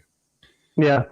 Kyle Means, content director for WARR Media, is joining us here on Second City Sports. Sid and Lakeena with you right here on Sports Zone Chicago. Let's go to New Orleans, Kyle. Jameis Winston, as our cohort Ken Davis calls him, Googly Eyes. He's named the starter for the Saints. He looked good in the preseason the other night on Monday Night Football against the Jaguars. What do you expect from him? I know he's going to miss Michael Thomas, their star receiver. He's going to be gone for the foreseeable future due to injuries. You still have Alvin Kamara, but what do you expect from Mr. Winston? He didn't play much last year. He only threw one pass. Do you think that he's learned a lot over the last year or so? Yeah, I think he has, and I was very encouraged by what I've seen from him. And particularly in that Monday night game. And he found that kid, was it from Tennessee, that rookie kid? Found him quite a bit. I think he's ready for the job. This was a pretty good position for him to get into once he left Tampa Bay. People are gonna harp on that 30 and the 30 interception, I should say, a couple years ago. And no, that's hard for him to live down. I think he's going to have the opportunity, though, to change the narrative quite a bit in this season. Taysom Hill he's never gone beyond the experiment label for me with him. So this is the only way I think New Orleans could have went. Like I said, unless Jameis just didn't, take advantage of the opportunity, but he has. He's been professional. He's shown some of the abilities that have made him, a top pick and a guy who, Tampa Bay felt they could entrust their franchise with. There's no reason why New Orleans can't, at this point at least, do that for a couple years at least. I really, like I said, I'm looking forward to seeing what he'll do now with the job secured, and I think that with the talent around him, see, like you say, Kamara's one of the best playmakers in all of football. And I'm not sure how the Thomas situation is going to rectify itself, but they got some other talent down there, and I think it'll be enough for the Saints to. They won't be as the kind of threat they've been in recent years, but I think they'll be still a winning team. So and that'll be good for Googly Eyes and his reputation. So I'm kind of rooting for that. Yeah. Oh goodness, with the googly eyes. The NFC East. The NFC East is a very the NFC East is a very interesting division, as it usually is. I mean, it's pretty much wide open. Who do you think is a favorite in that division? The East, the NFC East is. I actually kind of like the Washington football team. I think their defense is pretty stout, and starting with that front line, Chase Young and company. They got quite a few guys that they could send after the quarterback. And, I think that's going to, Ron Rivera of the coaches out in that division, I would trust him more than any of the other guys out there, even McCarthy.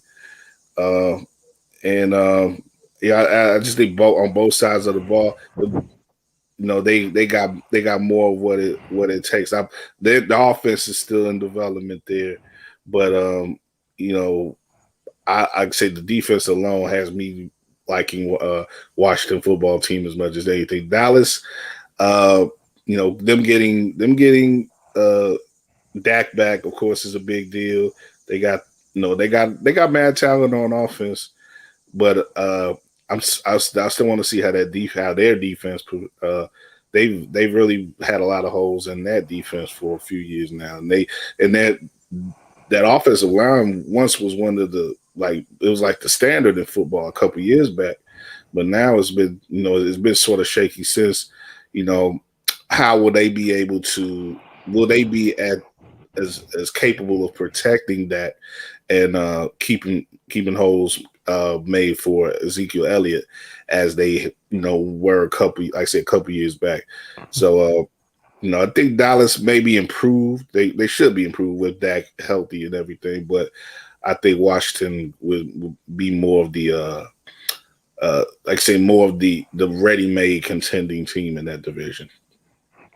Last moment or two with Kyle Means, Director of Content for WARR Media, right? Second City Sports on Sports Zone Chicago. Sid and Lakeena here with you.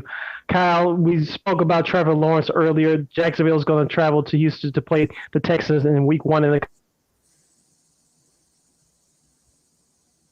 We lost Sid there, so I'll go through with my question. Sleepers. I mean, they're sort of like the Chargers are kind of like some people's picks, and there's some other teams. So who do you think is a sleeper in the NFL this year? Looking around, I would say I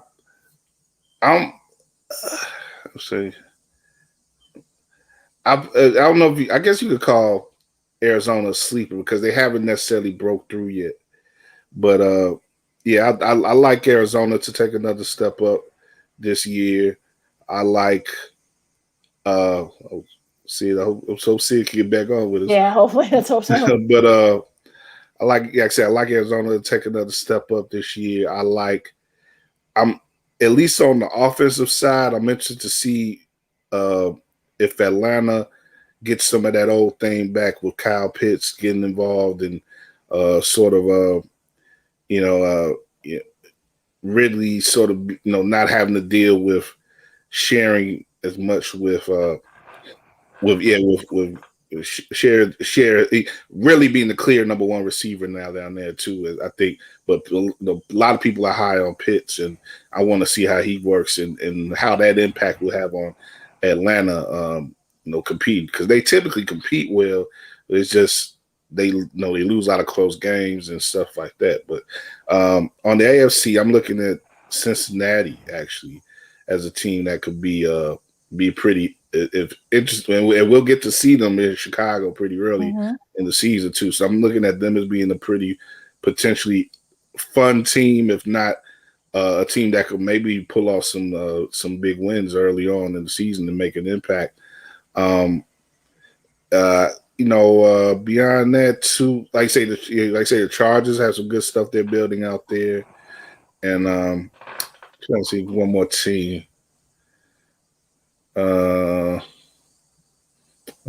Indianapolis, man. No. Yeah, that's probably. I mean, Jacksonville could be a sneaky team too because they went on a signing spree in free agency, and they got a lot of new talent there. Lawrence is under pressure, but I think if they protect him well enough, maybe he will. They just need steadiness down there, and if for some reason he messes up, they got one of the most confident quarterbacks behind him in the league, and in Minshew. So, they maybe could make something happen regardless of who's at the center. But of course, the expectation is that Lawrence is going to be the golden boy, and there's going to be no stop to that.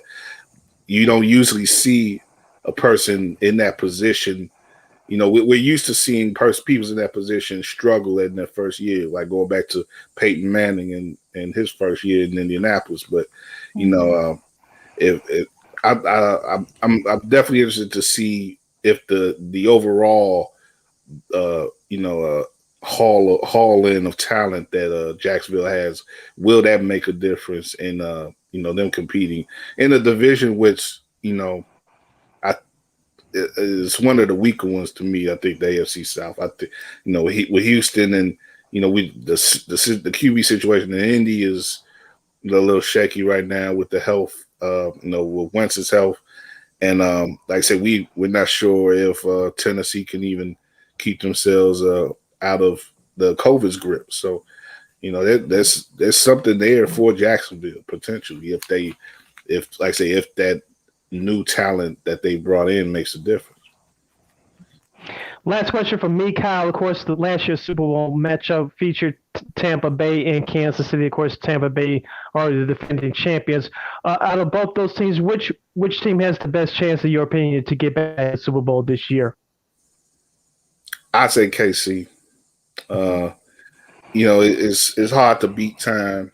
And Brady is confident as ever, talking about this could be his best season yet. I don't necessarily think that's going to be the case. He could still play at a high level, definitely. But we all know from watching the NFL, it's tough to repeat, and it is tough. It's also particularly tough on teams who lose in the Super Bowl. But KC is built in such a way that they just had a.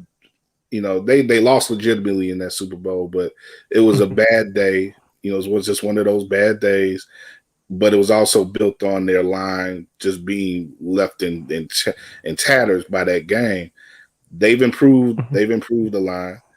I think that's all. And the thing with blocking Mahomes is that you don't have to have a iron curtain before him. You just give him enough time to make plays, and just give him a little bit of time, and he'll make it happen. So I think as long as their line is good enough, and they still got all their talent, all their major talent, and it's really nothing I could see in that AFC that is readily there to overtake them.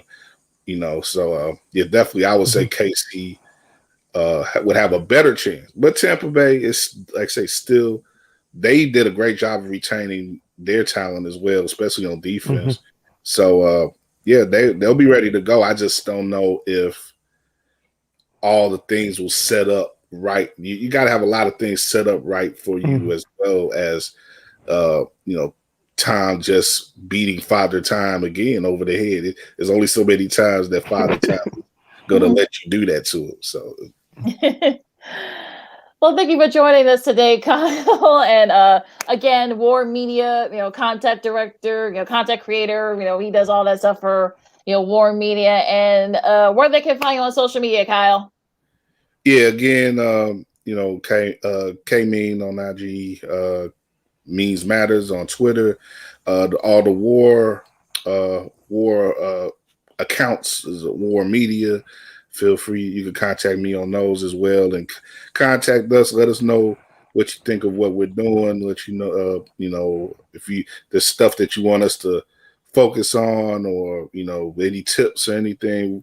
We've definitely opened up all that type of conversation and stuff. We're looking to like I say, do some more cool things in the fall, along with football, this football discussions and everything. Get back our, regular football programming, and keeping up our basketball stuff running with WARR, and just some other cool stuff that we're gonna try to develop along the line. We just maintaining that platform as a independent discussion, and a place where you can feel welcome to engage with us, and and look at sports and entertainment and current events in a different way. All right, that was Kyle Means of WARR Media. Keep up the great work, young man, and we'll talk again soon. You too. Thanks. All right. Thanks, Kyle. Take care. Stay safe. All right, y'all.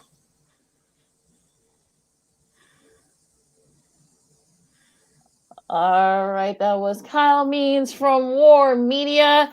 And you know what, Sid, we're going to take a quick break. We got a whole lot of sports media news to talk about. A promotion for...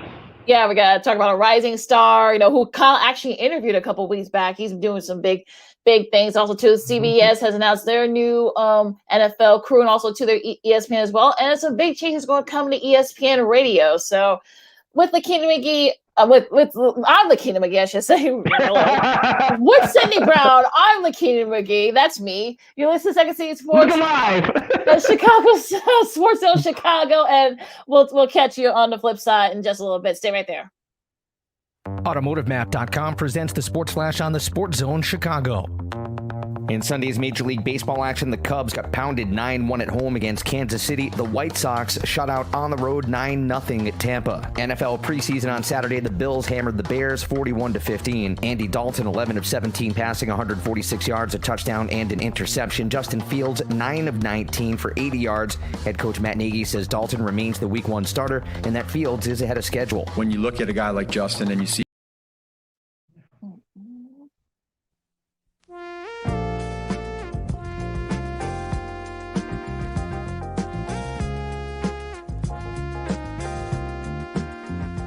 I just heard my favorite band is in town. I'd love to get good seats, but everywhere I've looked, the ticket sites have crazy service fees. Haven't you heard of TixSplits? Who? TixSplits. They don't gouge you with crazy fees. The price they advertise is the price you pay, plus a small delivery fee. Never pay service fees again. Go to TixSplitz.com today. TixSplits.com. Guaranteed seats, low prices. That's TixSplitz.com. Every ticket, every venue, everywhere.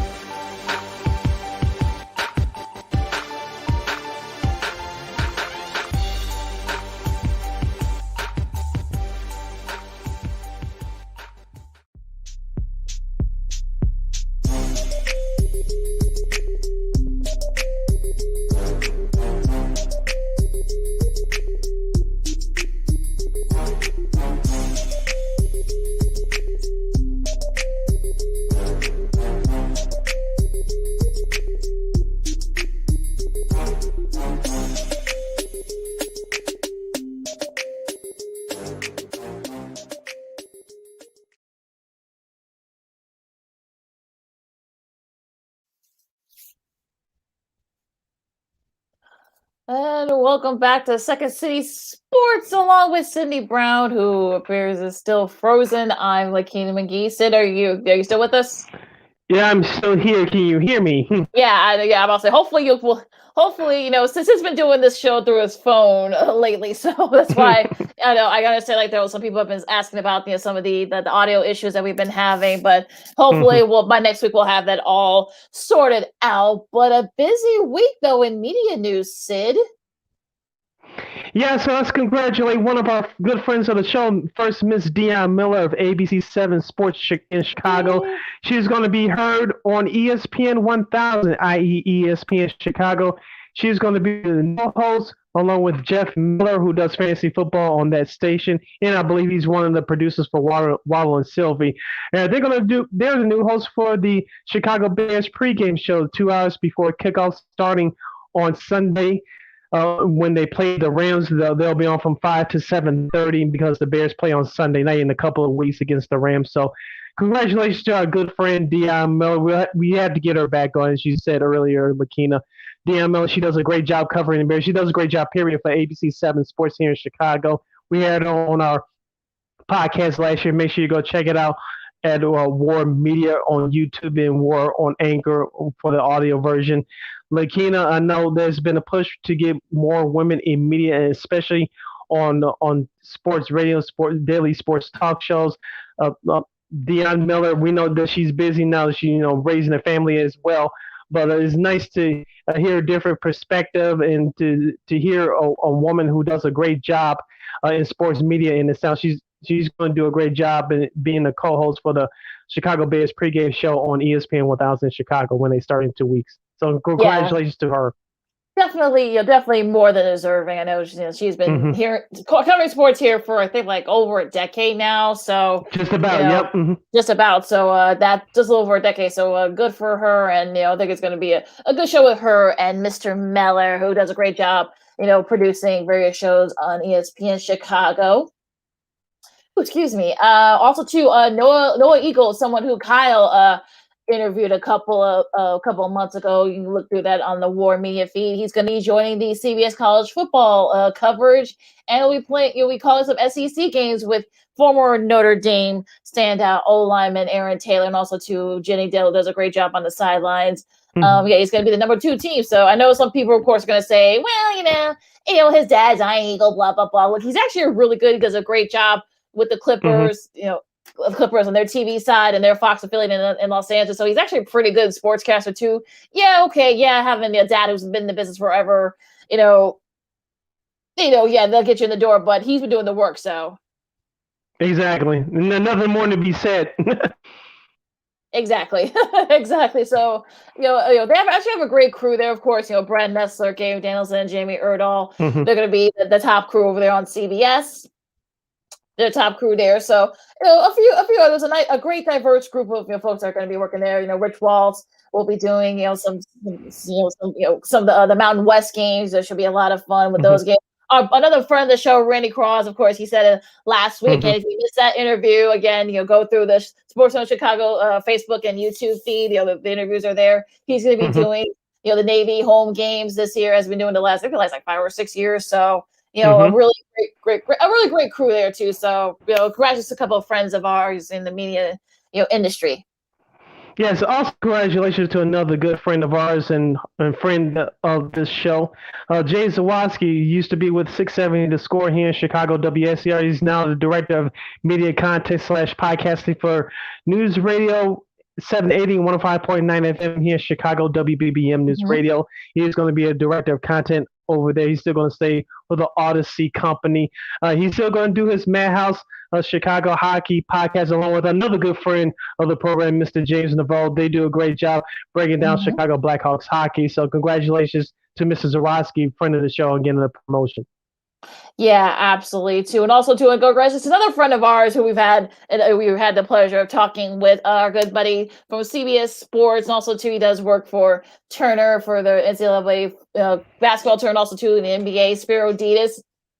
He'll be teamed with Jay Feely, former kicker, of course, for Pro Bowl kicker for the NFL. He's going to be in the big kids table now. Jay is, he's been doing like a lot of field analyst work, so he'll actually be in the booth for the first time.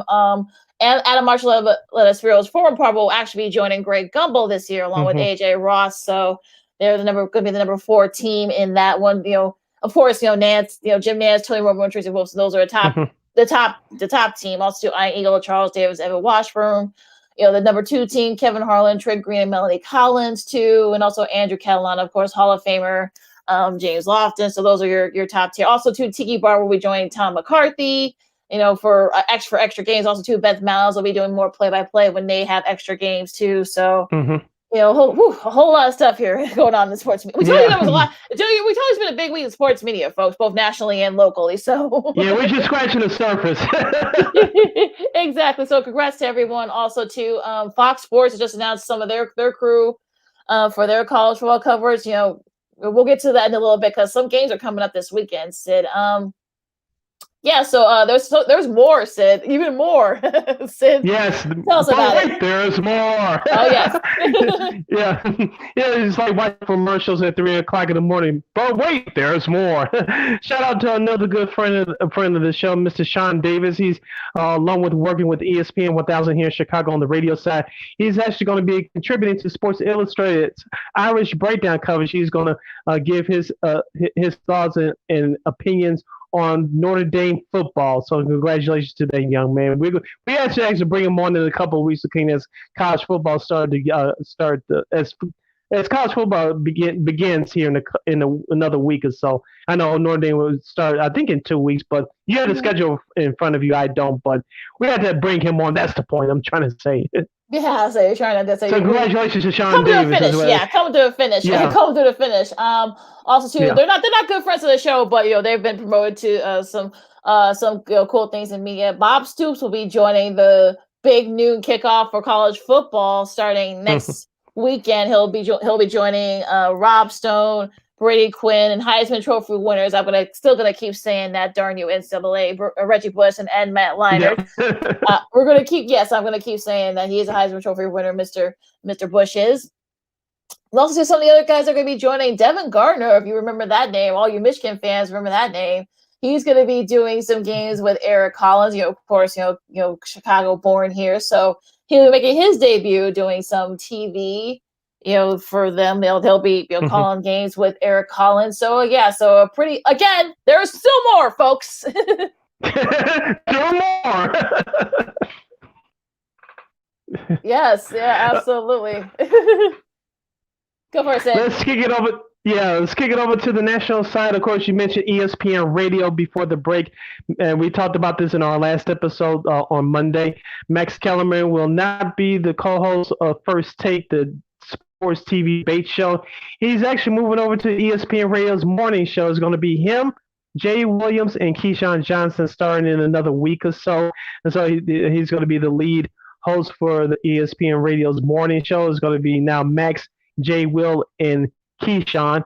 And there's some other minor changes to the ESPN weekday lineup as well. Of course, there was a door open for First Take. Who's going to debate with Stephen A. Smith? Will it be Michael Irvin on a part-time basis? Will it be a rotating guest analysts and guest debaters? And we'll see what ESPN does going forward. Because as we said before, ESPN's face of that network is Mr. Stephen A. Smith. Of course, he did guest hosting spot on filling in for Jimmy Kimmel this past Monday. I didn't get a chance to watch it, so I can't give you my honest opinion on that. But Stephen A. Smith is the face of that network, so all these moves are with ESPN, with their TV and radio divisions, get towards keeping him happy and around for a long time. And speaking of that, Lakeena, would you watch this? This story came out this week. As we mentioned before, if you guys watched the NBA on ESPN the last couple of years, I believe during that Wednesday night coverage, Stephen A. Smith has a 30-minute pregame show on SportsCenter. The story has it now that he wants to have Magic Johnson and Michael Wilbon, Chicago's very own, by the way, as co-hosts for his NBA pregame show. Would you watch that? I love Magic, but they've done the TV thing with him multiple times, and it has not worked. I mean, I think we love Magic, but I think small doses. I think is probably what I think folks would like to see. We don't want to we love Magic. That's why maybe occasional appearances. Maybe if there's like a big big games coming up or a marquee game that ESPN is showing.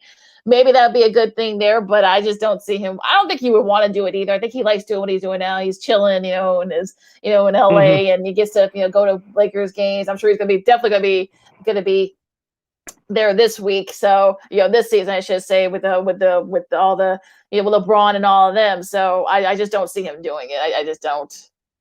Yeah, and also to sticking with the ESPN theme, the jump will be canceled by this time next week. Rachel Nichols, of course, you remember she was involved with that quote unquote drama with Maria Taylor, who's now over at NBC.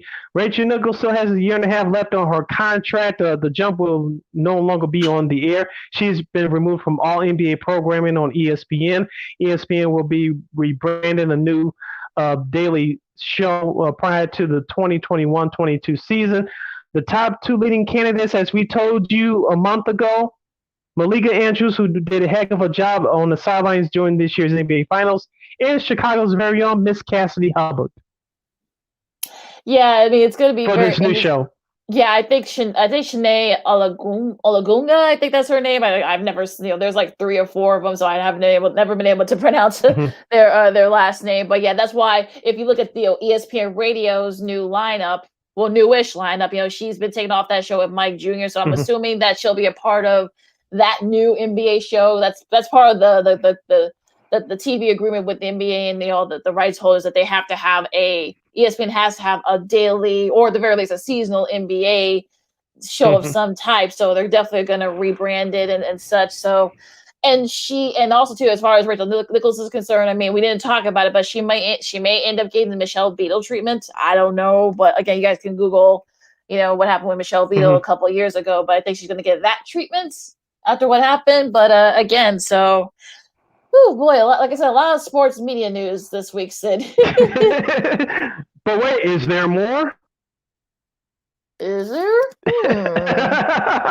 I think we kind of covered. Also, too, we want to give a shout out to our good friends, the folks that preceded us here on Sports Zone Chicago, Sean and Maya. They had a great interview with former Bears QB Eric Kramer on Wednesday. I don't know if you get a chance to listen to it. They went like a good hour and a half with him. You really should if you guys had a chance. If you guys haven't, don't worry. It's on just go down the Sports Zone Chicago's Facebook and YouTube feeds. The interviews are right. The interviews right there from Wednesday's show, the 25th. He kind of run the game. Of course, he talked about the other Bears and the QB. And he had his opinions, but also too he went in depth about some of his life off the field. Of course, for people who haven't followed him. His story, the last couple of years have been kind of rough, losing his parents, losing his son to suicide, attempted suicide himself. And then he had some other issues that went on that, it was just a lot of bad stuff. He's in a good place now. Thank goodness. He lives in California where he's from. And, it'll make you laugh. It'll make you angry. I know there were a couple of parts where he said it made me a little angry and also too, but it make you happy too. So, he definitely opened up to a lot of things. So make sure you guys check that out. Also, shout out to Sean and Meyer for that interview. Also, to hook us up. Come on, we want to talk to him too. Come on. Yeah. Shout out to both those broadcasters. I'll definitely be checking out the interview. I'm familiar with Mr. Kramer's story, of course. I think he still holds the record for most touchdown passes in a single season in Bears uniform with 29. I believe you're right. That's something we know that the Bears organization has not had great track record as far as picking franchise quarterback. Hopefully Mr. Fields will turn that perception around here very soon. But I'm going back to that season, Lakeena, back in 1995. It was Eric Kramer, Curtis Conway, and Jeff Graham. That was the best quarterback receiver combination in the league. Of course, that season, that team went 9-7. They missed out on the playoffs because the San Francisco 49ers, who were the defending Super Bowl champions at the time, they failed to beat the mediocre Atlanta Falcons on the last day of the season. Thanks a lot, San Francisco. Right. They beat San Francisco in Atlanta, and I'll never forget it. Corey McFerrin, who does news here in Chicago for Fox 32, at that time, he was doing the Bears pre- and post-game shows with Tom Waddle. And they played an interview with, at that time, the free agent safety who the Bears signed as a free agent, season Marty Carter. They beat the Philadelphia Eagles in Soldier Field on the last day of the season. And one of the reporters interviewed and said, "How does it feel to go to the playoffs?" He's like, "It feels great. It feels great." I was like, that brother just didn't know that 10 minutes later, upset the 49ers in the Georgia Dome.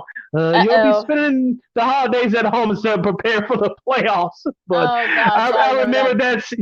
I remember that season. The Bears struggled. They came out hot. but they had a couple bad losses after Thanksgiving. Yes. They lost to Cincinnati. They lost to Detroit.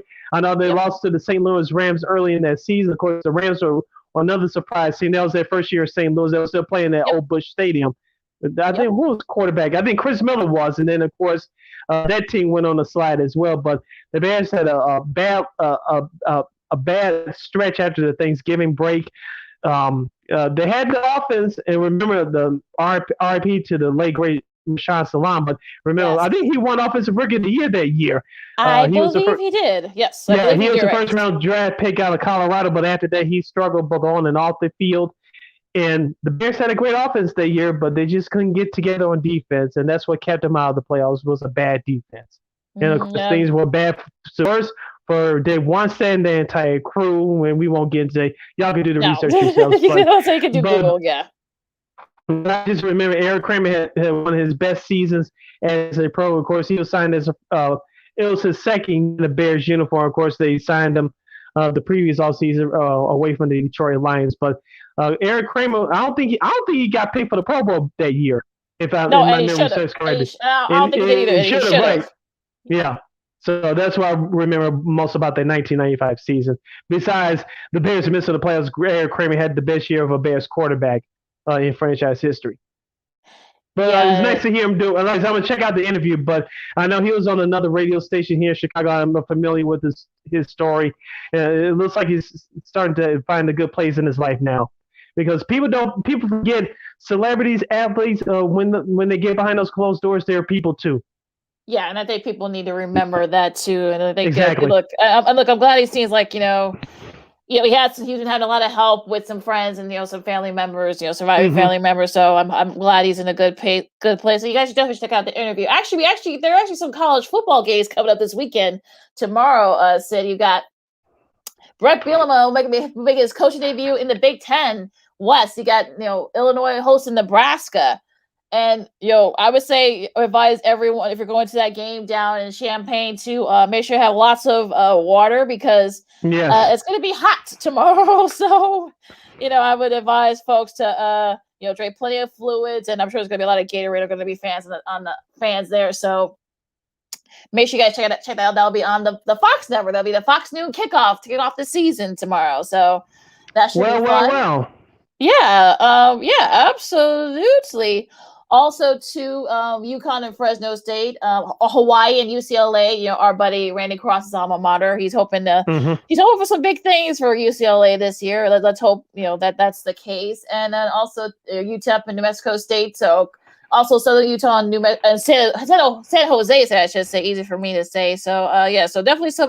This is week 0 of college football, they call it. So we're definitely going to get some games. Yeah, but the real week 0 starts next week because I know ESPN's been promoting for the last couple of weeks, so I can't wait for that because as you well know, Lakeena, you're a college football queen on the show. The first couple of weeks of the college football season, you see your marquee matchups and your non-traditional matchups from different conferences to get folks like you're truly into the college football season. Yeah, and also too, you're definitely going to have some games there coming up, and should be a fun ride, this season. So, we'll definitely try to get somebody on to talk about it. But it's going to be a whole lot of great college football action starting tomorrow. So. What are you looking forward to this week, Sid?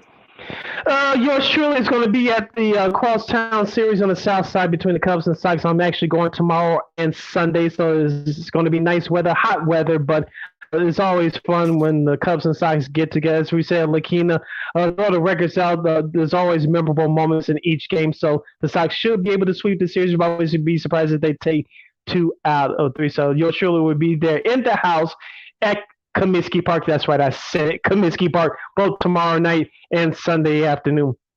And so I remind you guys, both Cubs fans and Sox fans, there was no fighting when I was there a few weeks ago at Wrigley. Please cheer for your teams. Let's have some fun, but no fighting, please.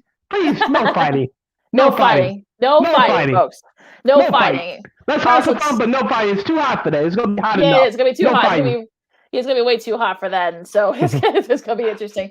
Also, our buddy, going back to the Eric Kramer interview, Armando Lauri Jr., a good buddy, said that Kramer said in the interview, yes, he did. He did say that he was sad when Chicago let him go, which that was a big mistake, I think, by their part. But again, that's they brought in another Rick thing. Meyer. Yeah. Oh, let's see. We can get to a whole rabbit hole. We're not gonna get that. They brought in Rick Meyer, and that went to crap. We'll leave it at that. Plus, we don't have time for that. So Right. we don't have time for that. We're up against it. So a couple of notes. Cristiano Ronaldo is going back to Man U for all you soccer fans. He won 3 Premier League titles, and also I think he won a Champions League title too, if I'm not mistaken, when he was at Man U. So he played for there from 03 to 09. So now he's back there for a couple of years. He's actually going to make his debut in a couple of weeks. Also, too, the U.S. Open starts on Monday. Unfortunately, no Williams sisters. Both Venus and Serena are going to be, had to withdraw due to injuries. I think Serena has a hammy, and I think Venus has an ankle issue, if I'm not mistaken. So this will be the first time in years that we're not going to have Federer, Nadal, nor the Williams sisters there at the U.S. Open. So it's going to be kind of tough for ESPN to try to sell it, but we'll see. We'll see what happens. We'll see. Yeah, we'll see. All right, what are you looking forward to this week, Sid, real quick? Like I said, besides Cubs, Sox, the Bears preseason, we'll see what Mr. Fields does in his first start. We know that he's not going to be a starter in Los Angeles in a couple of weeks. I want to see what he does. And can the special teams for the Bears please get up this tonight? I'm just asking. It's not too much to ask, is it? Doing the asking game with them, I guess. There you go. It's going to be interesting there, too, as well. So, I'm looking forward to this, last week of preseason as everyone gears up for the regular season. Also, Little League World Series, if you're into that. I think you got the winners bracket going on right now, and I think it's going to be, I think they're wrapping up this weekend, if I'm not mistaken. Yeah, so I think it's Ohio. I think it's Ohio and South Dakota against Michigan and Hawaii. Probably the 4 best teams in that, in that bracket. I guess that's how they're doing it now. I don't know how they're doing it this year because there are no international teams, all U.S. teams. But I'm sure there won't be no Astros there, and whoever wins, I'm sure they'll definitely be a big boost for them. So congrats to all the 16 teams from around the country that made it to the Little League World Series. So congrats to them. And on that note, you can follow me at Keena McGee on the Twitter and at Keena McGee on the IG. You can follow yours truly, Sidney Brown, on the Twitter and the IG at SidKid80. Once again, at SidKid80. That's SIDKID80. SIDKID0. You can get the Sports Zone Chicago app wherever you buy your apps. That's the Apple iTunes Store and Google Play. You can go to Google Play as well to download that Sports Zone Chicago app. And you can follow Sports Zone Chicago on all social media platforms. That's Facebook, Twitter, Instagram, and YouTube at Sports Zone Chicago. Once again, at Sports Zone Chicago, it's Facebook, Twitter, Instagram, and YouTube. And you can follow WARR Media for the audio version of this podcast. That's at WARR on Anchor, in case iTunes, SoundCloud, Stitcher, Google Play, and that iHeartRadio app. Make sure having those search engine boxes on your podcast platforms. WARR on Anchor. You can follow WARR Media on Facebook, Twitter, Instagram, and YouTube at WARR Media. Once again, at WARR Media. That's Facebook, Twitter, Instagram, and YouTube. And thank you very much for your support. Like, share, subscribe, and tell your friends. No fighting! No fighting! I know the Crosstown Series starts tonight, round 2 between the Cubs and White Sox. As I mentioned, I'll be there tomorrow and Sunday. Of course, I'm watching tonight's game from the comfort of my home. Still, 2 words. No fighting! Behave yourselves, kids. Okay. And with that, on that note, for Sid, I'm Lakeena. Stay cool out there, everyone. It's going to be very hot these next couple of days. And also, too, our thoughts and prayers go out to the folks down in the Gulf, as they prepare for Hurricane Ida. So, please be safe out there if you're in the path of that storm. And yeah, that's it. So if you're not going to get the vaccine, wear your mask, wash your hands, and, be good to each other. This is the Second City Sports on Sports Zone Chicago, and we'll see you Monday. Catch us live every Monday and Friday from noon to 2 p.m. Central Standard Time right here on Sports Zone Chicago. Until Monday, as Lakeena said, go Sox. Holla!